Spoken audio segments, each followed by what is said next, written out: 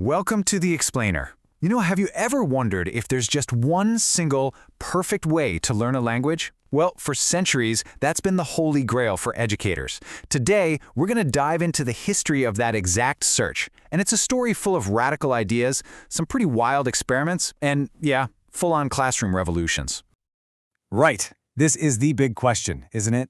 Is it all about memorizing grammar rules until they're perfect? Or should you just jump in and start talking even if you're making a ton of mistakes? As you're about to see, the answer to that has swung like a pendulum from one extreme to the other, and it's created this incredible history of competing ideas. Okay, but before we really get going, we need to get two key terms straight. It's actually pretty simple.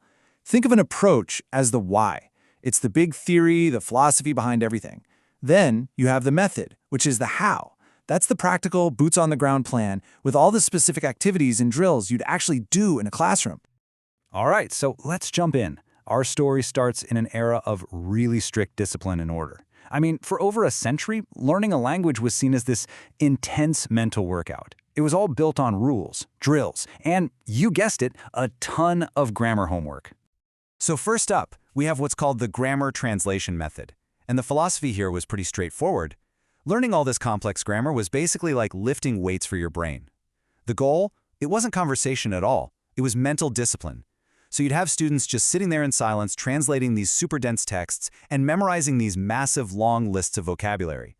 Actually speaking the language? Yeah, that wasn't really on the agenda.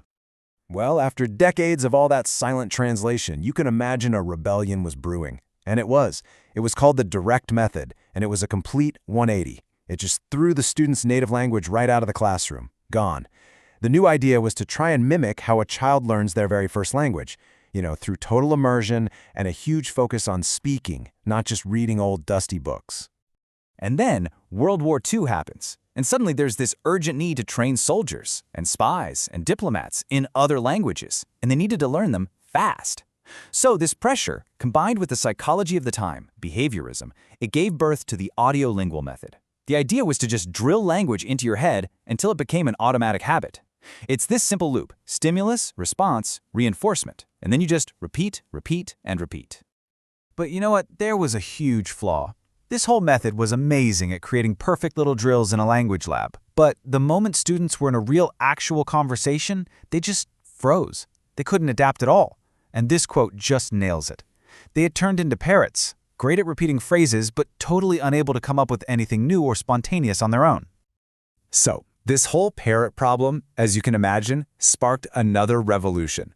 The next wave of thinkers basically stood up and said, hey, these rigid mechanical methods are ignoring the most important thing in the classroom, the actual person trying to learn. The big idea of this humanist revolution was surprisingly simple. How you feel directly affects how you learn. Think about it. If you're feeling stressed out or anxious or just bored out of your mind, your brain's ability to learn basically just shuts down. So the new mission became creating classrooms that were safe, supportive, and as low stress as possible.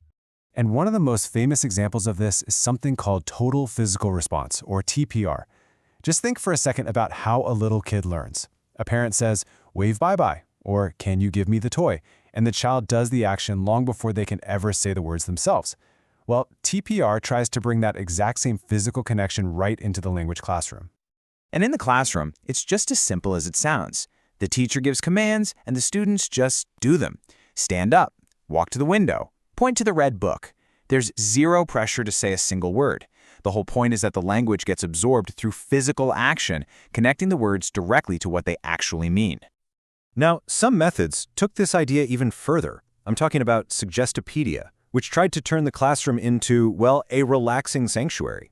Seriously, imagine learning a new language from a comfy armchair with soft lighting and classical music playing in the background. The entire goal was to lower every single barrier of anxiety and just make the brain as receptive as possible. But, of course, the quest wasn't over yet. By the late 1970s, that pendulum we talked about, it swung again.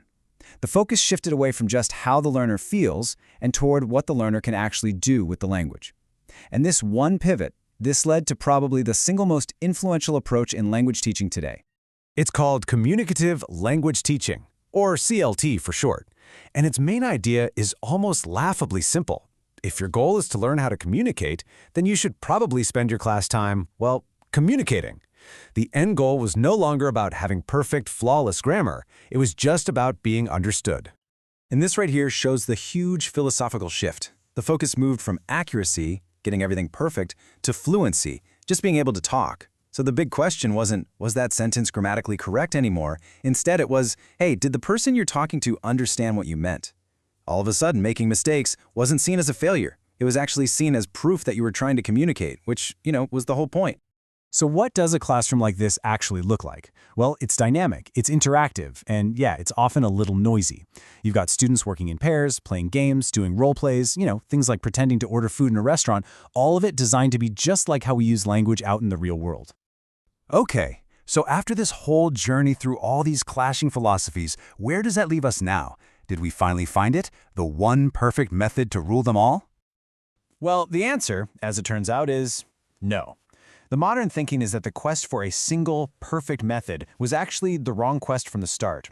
Today's best teachers, they practice something called eclecticism. They don't just follow one rigid method, they carry this huge toolbox, and it's filled with techniques from every single era we've just talked about. And you can see here just how those old methods are still alive and kicking. A great teacher today might use a quick translation to explain a tricky word. That's straight out of the 1800s. Then, in the very next minute, they might have you do a repetitive drill for pronunciation, which is pure 1960s audiolingual method. It's all about picking the right tool for the right job at the right time. And this quote just sums it all up perfectly. The search was never about finding a final destination. It's always been a journey of constant evolution, with every single era adding some new tools to that shared toolbox. Which brings us to one last thought. This quest is far from over. I mean, with AI language tutors, virtual reality immersion, new discoveries about how our brains work, that teacher's toolbox is expanding faster than ever before. So it makes you wonder, right? What is the next chapter in this incredible story going to look like?